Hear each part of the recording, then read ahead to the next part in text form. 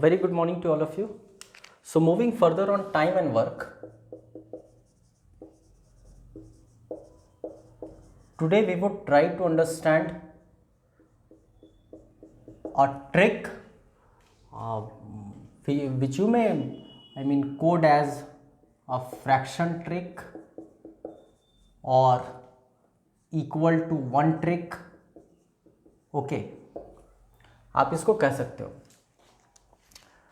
जैसा हम लोग लास्ट सेशन में ये बात किए थे कि टाइम एंड वर्क में किसी एक ट्रिक पर अगर आप स्टिक करते हो तो सवाल बनाना थोड़ा सा कॉम्प्लेक्स हो जाता है। Okay, so this is one of the trick among many tricks of your time and work. Okay, we will take a data जिस पर हम लोग पहले बात कर चुके हैं। मान लो ए 10 दिन में एक काम कर सकता है, मान लो बी 12 दिन में एक काम कर सकता है, और मान लो सी 8 दिन में एक काम कर सकता है। ओके, जैसा हम लोग पहले भी डिस्कस कर चुके हैं अर्लियर सेशंस में कि ए एक दिन में क्या करेगा, 1/10 काम कर सकता है। बी एक दिन में क्या करेगा, आप बोलोगे 1/12 काम कर सकता है। सी एक दिन में क्या करेगा, आप बोलोगे 1/8 काम कर सकता है। ओके, आई होप सेंटेंस कुछ रहता है, A can do a work in 10 days, मतलब काम कर सकता है, कर नहीं रहा है, उसके लिए क्वेश्चन एक कहानी देता है। तो अगर मान लो स्टोरी आपसे ऐसा कहे, बहुत आसान सवाल कहता है ए बी सी आपस में मिल गए, वर्किंग टुगेदर, ओके, काम कब खत्म होगा। ये क्वेश्चन हम लोग लेक्चर नंबर 1 सेशन नंबर 1 जब आप टाइम एंड वर्क का देखोगे तो उसमें हम लोग ट्रेडिशनल मेथड से बनाए हैं, परंपरागत तरीके से बनाए हैं। आज हम लोग इसको फ्रैक्शन मेथड या इक्वल टू वन मेथड से सीखेंगे। हो सकता है कि टाइम एंड वर्क के जो बेसिक क्वेश्चंस होते हैं, जैसा कि ये एकदम साधारण सवाल है कि ए बी सी आपस में मिल गए। ओके, इसमें आपको इस ट्रिक का बहुत ज़्यादा इम्पैक्ट नहीं दिखे। ओके, आप बोलोगे कि सर ट्रेडिशनल मेथड से भी उतना ही समय लगता है जितना कि इक्वल टू वन के मेथड से लगता है, या भविष्य में जो हम लोग एलसीएम मेथड पढ़ेंगे, या भविष्य में जो हम लोग एफिशिएंसी मेथड पढ़ेंगे, या फिर रेशियो मेथड पढ़ेंगे। ओके, तो वो सब में आप देखोगे कि इम्पैक्ट बहुत ज़्यादा बेसिक सवाल में नहीं पड़ता है। ओके, लेकिन वंस क्वेश्चंस बहुत ज़्यादा कॉम्प्लेक्स हो जाता है तो आपको दिखेगा इक्वल टू वन ट्रिक की अपनी एक महत्ता है, इसकी अपनी एक इम्पॉर्टेंस है। सिमिलरली जिस तरह से एलसीएम मेथड की अपनी एक इम्पॉर्टेंस है, सिमिलरली जिस तरह से रेशियो मेथड और एफिशिएंसी मेथड की अपनी एक महत्ता है। ओके, आज का लेवल ऑफ कंपटीशन ऐसा है कि आप किसी एक मेथड पर स्टिक करके वो सारे सवाल नहीं बना पाओगे। Okay, so I am very sorry to say कि आपको सारा का सारा मेथड पे इक्वली कमांड करना पड़ेगा। तो हम लोग का तरीका ये होगा कि जो भी क्वेश्चंस हम लोग ले रहे हैं उसको एक बार इक्वल टू वन के मेथड से सीखेंगे। ट्रेडिशनल मेथड से ऑलरेडी हम लोग पिछले 2 से 3 लेक्चर में सीख चुके हैं। आज हम लोग इक्वल टू वन वाले मेथड से सीखेंगे। इन फ्यूचर लेक्चर्स हम लोग इसी सवाल को वापस एलसीएम मेथड से सीखेंगे और फिर एफिशिएंसी मेथड से सीखेंगे, और अगर रेशियो मेथड भी हम लोग को देखना हो तो उस मेथड से भी सीखेंगे। ओके, एनीवेज, तो अब सवाल कहता है ए बी सी तीनों आपस में मिल गए, काम कब खत्म होगा। ओके, ये इक्वल टू वन का ट्रिक बेसिकली है क्या, इस चीज़ को आप समझ लो। हम लोग ये बात कर चुके हैं पहले, या अगर नहीं देखे हो अर्लियर लेक्चर तो आप आज जान लो कि मैथ्स में वर्क का रिप्रेजेंटेशन हमेशा 1 होता है। ओके, इसका अर्थ ये हुआ कि काम कभी 1 से ज़्यादा नहीं हो सकता है। काम का अधिकतम सीमा जो है वो 1 है, वर्क हमेशा 1 के बराबर होता है। जैसा आप कहते भी हैं, कॉमन सेंस भी अगर लगाओगे कि आज हमने एक काम किया, या ये 3 सेंटेंस में अगर आप ध्यान से देखो तो A can do a work, A can do a work in 10 days। Okay, while B in 12 days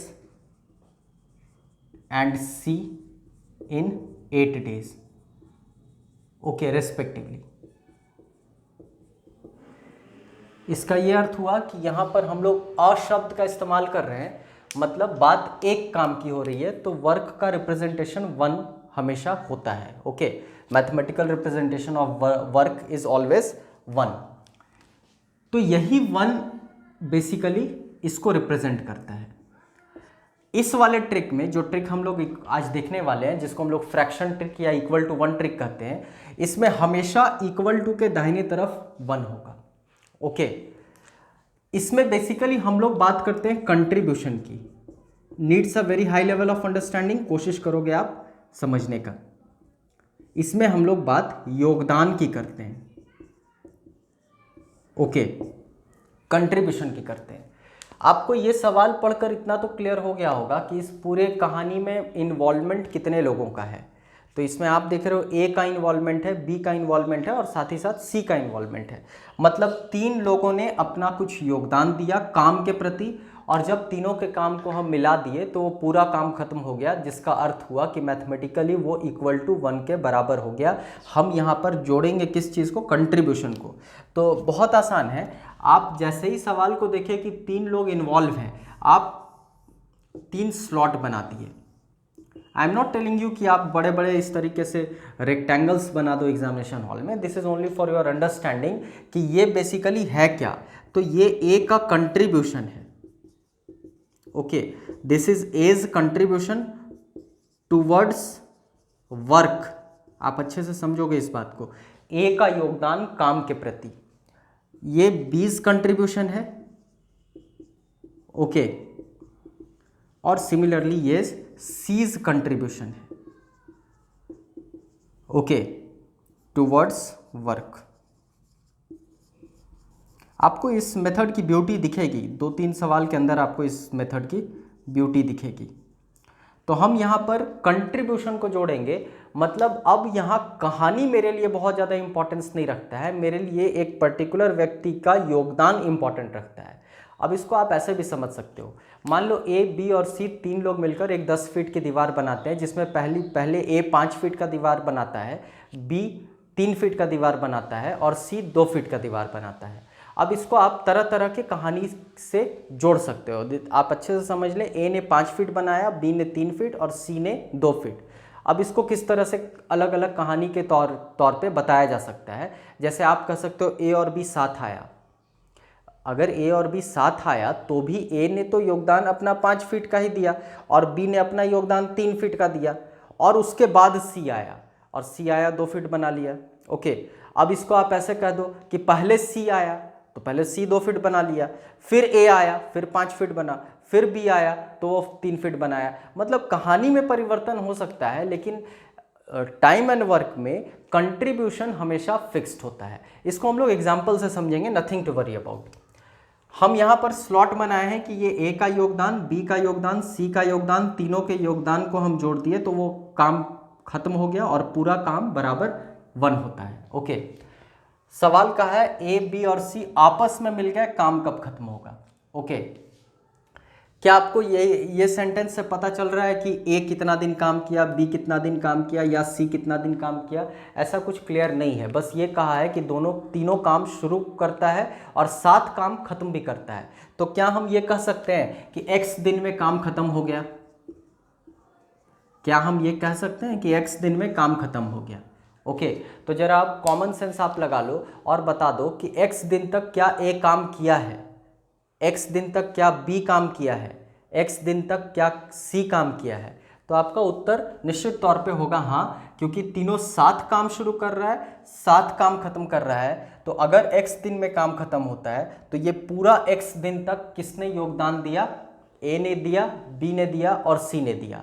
okay, अब बहुत आसान है। ए का 1 दिन का योगदान 1/10, तो x दिन का योगदान x/10, बी का 1 दिन का योगदान 1/12, जो आप एग्जामिनेशन हॉल में लिखोगे नहीं, या ये सेंटेंस ही बता रहा है बी 12 दिन में 1 काम, मतलब 1 दिन में 1/12, तो x दिन में x/12। ये ए का योगदान हो गया, ये बी का योगदान हो गया और ये सी का योगदान हो गया।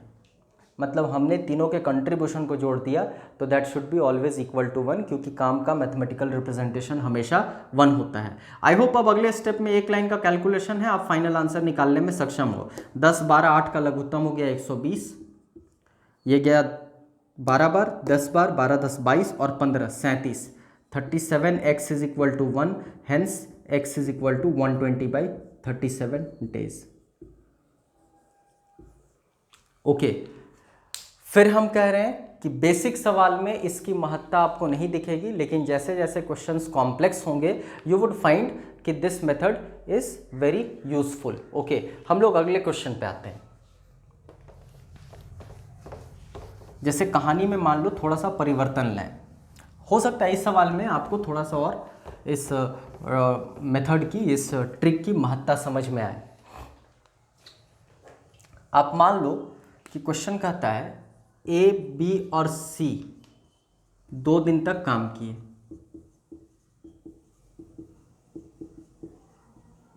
मान लो ऐसा कहता है, work together for 2 days।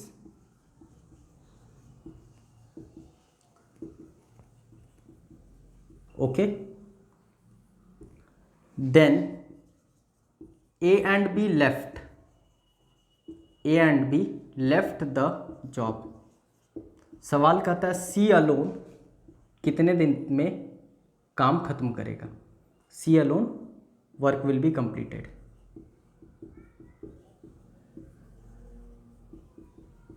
Okay, basically पूछ रहा है सी अकेला काम कितने दिन में खत्म कर सकता है। आप ध्यान दोगे, ये तो क्लियर है कि इक्वल टू 1 हमेशा होना है।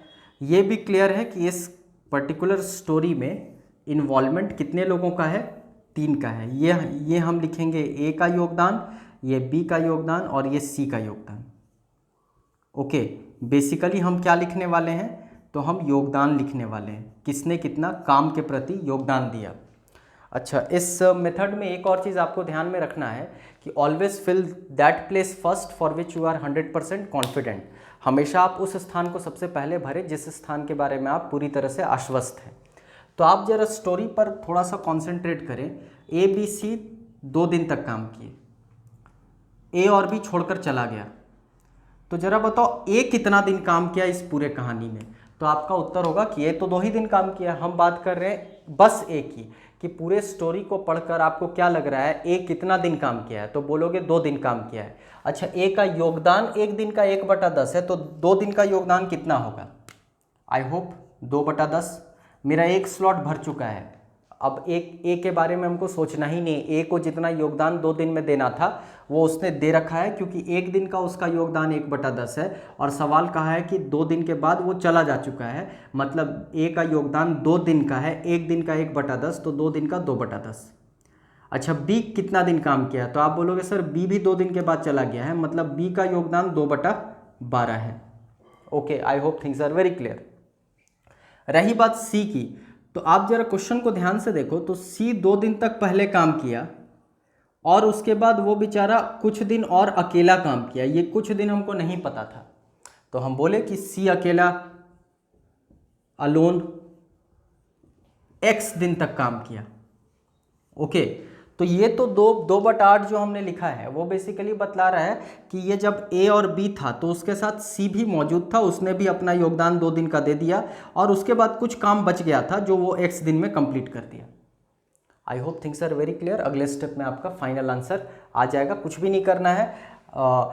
सारे नंबर्स को एक तरफ रखो, सारे वेरिएबल्स को एक तरफ रखो। देखो, आप इस मेथड की एक और खासियत ये है, जैसा हम लोग अगर प्रीवियस लेक्चर मेरा फॉलो कर रहे हैं आप, तो हम आपको ये बतलाए थे कि कैलकुलेशन भी एक बहुत इंपॉर्टेंट फैक्टर होता है आपके एग्जामिनेशन में।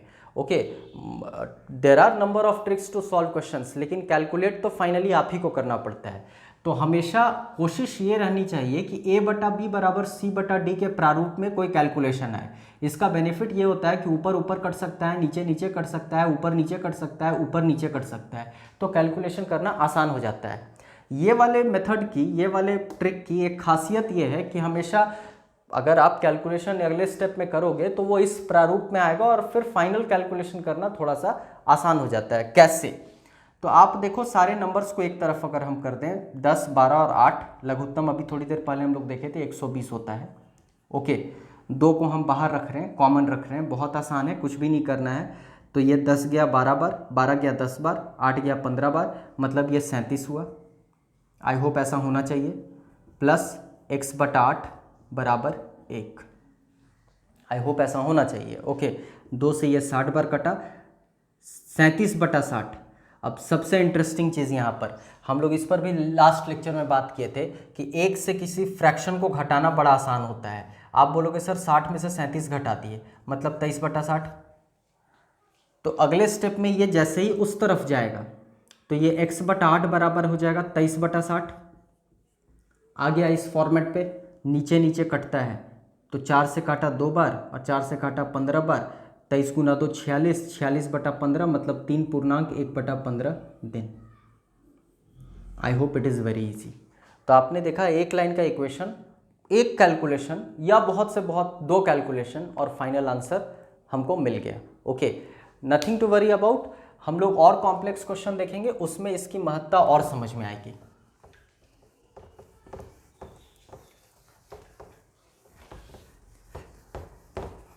ये सब क्वेश्चन हम लोग ट्रेडिशनल मेथड से देख चुके हैं, आप एक बार लेक्चर नंबर 1 को काइंडली फॉलो कीजिएगा।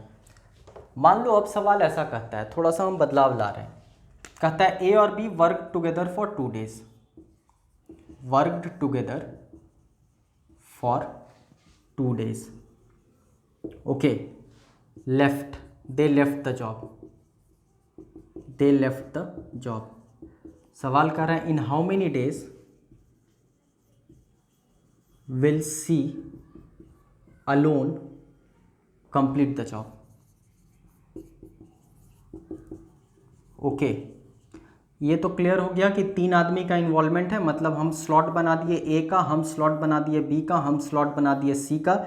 ये ए का स्लॉट, ये बी का स्लॉट और ये सी का स्लॉट। बेसिकली हम बात करने वाले हैं कंट्रीब्यूशन की, योगदान की। ए ने काम के प्रति कितना योगदान दिया, बी ने कितना योगदान दिया और सी ने कितना योगदान दिया। ओके, सवाल एकदम क्लियर कह रहा है कि ए तो 2 ही दिन काम किया है तो करवा दो 2 दिन, एक दिन में 1/10 तो 2 दिन में 2/10। सवाल क्लियर कह रहा है बी भी 2 दिन, एक दिन में 1/12 तो 2 दिन में 2/12। सी के बारे में हमको कोई आइडिया नहीं है तो हम बोले सी x दिन में काम खत्म किया है, तो एक दिन का योगदान 1/x, तो x दिन का योगदान x/8। दैट्स ऑल, क्वेश्चन बन चुका है, कुछ नहीं करना है। ये आपका 2 कॉमन लोगे तो ये 12 और 10 22/120 मतलब 11/60 मतलब 11/30। आई होप इतना कैलकुलेशन करने में आप सक्षम हो। अगर दिक्कत लग रहा है तो एक बार आप 2 कॉमन लेकर देखो, तो ये 1/10 हुआ, ये 1/12 हुआ, प्लस x/8 हुआ इज इक्वल टू 1 हुआ। ओके, ये 12 और 10 22/120 मतलब 11/60, 2 से 60 कैंसिल हुआ मतलब 11/30। तो उस तरफ जब क्या तो x/8 बराबर 19/30। दैट्स ऑल, सवाल बन चुका है। 2 से काटो 4 बार, 2 से काटो 15 बार, 76/15 मतलब 5.1/15 दिन। I hope it is very clear. Okay, तो हार्डली आप देखिए 1 calculation, 2 calculation, 3 calculation, 4 calculation, final answer. Okay, nothing to worry. हम लोग एक बहुत जटिल सवाल लेंगे पिछले क्लास में, जिसको हम लोग ट्रेडिशनल मेथड से देखे थे, और ये क्वेश्चन बनाने में आई होप अगर आप लास्ट लेक्चर फॉलो किए हैं तो पूरा यहाँ से यहाँ तक कैलकुलेशन चला गया था। ओके, ट्रेडिशनल मेथड से।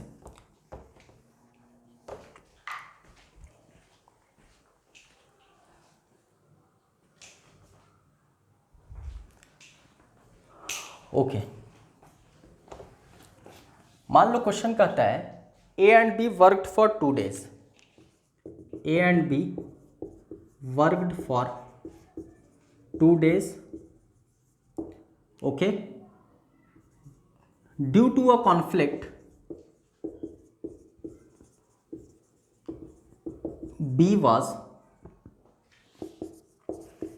replaced by C in how many days? Now work will be completed। मान लो क्वेश्चन ऐसा कहता है। ओके, ए और बी 2 दिन तक काम किए, आपस में अनबन होने के कारण बी का स्थान सी ले लिया। अब काम कितने दिन में खत्म होगा? इन्वॉल्वमेंट 3 आदमी का है, इक्वल टू 1 तो पहले हम लिख दिए, बोले ए का योगदान यहाँ पर लिखेंगे, बी का योगदान यहाँ पर लिखेंगे और सी का योगदान यहाँ पर लिखेंगे। ये बेसिकली एज कंट्रीब्यूशन होने वाला है, ये बीस कंट्रीब्यूशन होने वाला है, और ये this is your B's contribution and finally this is your C's contribution. आप हमेशा इस टर्म पर ध्यान रखेंगे, हम लोग बात योगदान की करने वाले हैं। Story will not play a very vital role, contribution will play a very vital role. Okay, तो ए का योगदान, बी का योगदान, सी का योगदान। हम आपसे अभी बोले थे कि always fill that place first for which you are 100% confident. हमेशा उस स्थान को सबसे पहले भरें जिस स्थान के बारे में आप पूरी तरह से आश्वस्त हैं। तो आप यहाँ पर आश्वस्त हैं बी को लेकर, क्योंकि बी 2 दिन तक काम किया है, ए के बारे में क्लियर नहीं है, सी के बारे में क्लियर नहीं है, क्योंकि ए सी के साथ भी कुछ दिन काम किया है और बी के साथ भी कुछ दिन काम किया है। लेकिन हम इतना तो 100% श्योर हैं कि बी 2 दिन तक काम किया है। जरा सवाल को वापस से देखें, ए और बी 2 दिन तक काम किए, आपस में अनबन के कारण बी का स्थान सी ले लिया, मतलब बी जा चुका है घर 2 दिन के बाद, तो 2 दिन के बाद उसको घर भेज दो आप। 1 दिन का योगदान 1/12, 2 दिन का योगदान 2/12, एक काम तो मेरा बन चुका है।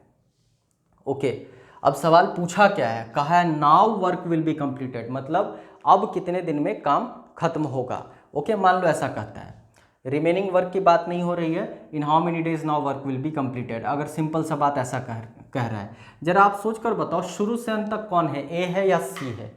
काम जब से शुरू हुआ है और जब खत्म हुआ है, शुरू से लेकर अंत तक कौन है? तो आप बोलोगे सर ए है, तो एक से योगदान दिलवाओ एक्स दिन तक। हम ये अज्यूम कर ले रहे हैं, हम ये अज्यूम कर रहे हैं कि काम एक्स दिन में खत्म हुआ है। ओके, ये पूरा घटनाक्रम के बाद काम एक्स दिन में खत्म हुआ है। तो एक्स दिन में काम अगर खत्म हुआ है तो ए तो शुरू से अंत तक है, तो जरा ए का योगदान देख ले, तो x/10 कैसे? तो एक दिन का योगदान 1/10, तो एक्स दिन में वो अपना योगदान दे सकता है x/10।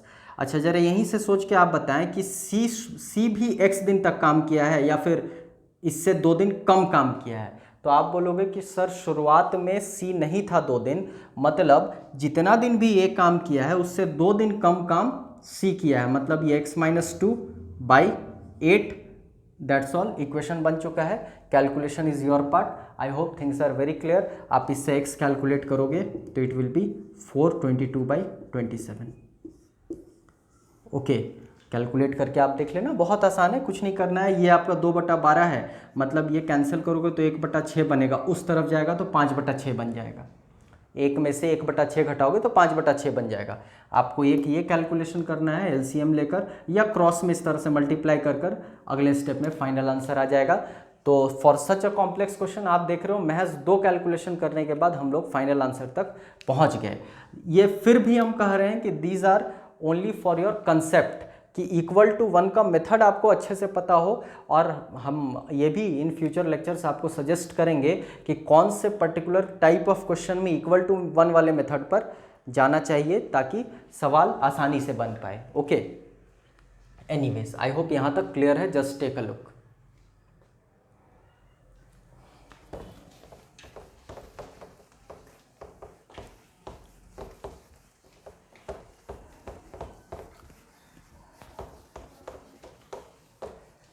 जैसे एक बड़ा अच्छा सवाल लेते हैं जिसमें आपको दिखेगा इक्वल टू 1 का मेथड कितना कारगर होता है। हार्डली 10 से 12 सेकंड में सवाल कंप्लीट बन जाएगा। अगर मान लो क्वेश्चन ऐसा कहता है ए 24 दिन में एक काम कर सकता है, आई होप ये नोटेशन आप समझ पा रहे हो अब, और कहता है बी 36 दिन में एक काम कर सकता है। ओके, ए 24 दिन में एक काम कर सकता है, बी 36 दिन में एक काम कर सकता है। इसका ये तात्पर्य हुआ कि एक दिन में 1/24 काम करने में सक्षम है और बी एक दिन में 1/36 काम करने में सक्षम है। ओके, अब सवाल का स्टोरी ये इंपॉर्टेंट है। सवाल कहता है after how many days B should be stopped from working such that work gets completed in 18 days. बड़ा अच्छा सवाल है, मेंस में भी पूछा जा चुका है, प्री में भी पूछा जा चुका है इस प्रारूप पर क्वेश्चन कह रहा है कितने दिनों के बाद बी को रोका जाए कि काम 18 दिन में समाप्त हो जाए। ओके, एनीवेज काम तो खत्म होने वाला है ही, इन्वॉल्वमेंट 2 लोगों का है। ओके, आपको दिखेगा इक्वल टू 1 की ब्यूटी दिखेगी इस पर्टिकुलर क्वेश्चन में। ओके, क्वेश्चन क्या कह रहा है वापस से देखें, कहता है कितने दिनों के बाद बी को रोका जाए कि काम 18 दिन में खत्म हो जाए। तो रोकना किसको है, बी को रोकना है। ओके, बी को रोकना है, हमको नहीं पता कितने दिन के बाद रोकना है, तो हम ऐसा अज्यूम कर लिए कि x दिन के बाद b को रोक दो। हम ऐसा अज्यूम कर लिए कि x दिन के बाद b को रोक दो, मतलब b x दिन तक काम किया। एक दिन का काम कितना है b का, 1/36, तो x दिन का x/36। काम 18 दिन में खत्म हो, तो 18 दिन a को भी रोका है क्या कोई? आप कहोगे नहीं, ये तो पूरा 18 दिन काम किया, तो 18 दिन काम करवा दो a को। 6 से काटे 3 टाइम्स 4 टाइम्स, उस तरफ गया 1/4, ये x/36 नीचे नीचे कटता है, x बराबर 9। I hope you are getting the beauty of this particular trick. Hardly एक कैलकुलेशन किया, हम लोग फाइनल आंसर तक पहुंच गए और मुश्किल से 10 सेकंड लगा, कुछ भी नहीं करना था। वापस से समझेंगे, हमने ये कहा कि x दिन के बाद b को रोक दो। Okay, after x days b को रोक दो, तो b को x दिन के बाद रोक दो, मतलब b x दिन तक काम कर रहा है, तो x दिन तक काम करवा दो आप b को। अच्छा, b तो x दिन तक काम कर लिया, a को कोई नहीं रोका है, ये पूरा 18 दिन तक काम करेगा, क्योंकि सवाल कहता है 18 दिन के बाद काम को खत्म करना है। ओके, तो a का योगदान 18 दिन, b का x दिन, 6 से 3 बार, 6 से 4 बार, 3/4 उस तरफ गया, तो 1 से माइनस हुआ, मतलब वो 1/4 हुआ, ये x/36 आ गया इस प्रारूप पे जो हमने आपको बतलाया, a/b = c/d। कैलकुलेशन करना बहुत आसान हो जाता है इससे, नीचे नीचे कैंसिल होता है, 4 से 9 बार, आपको फाइनल आंसर यहीं पर दिख रहा है, x = 9। I hope things are very clear, just have a look.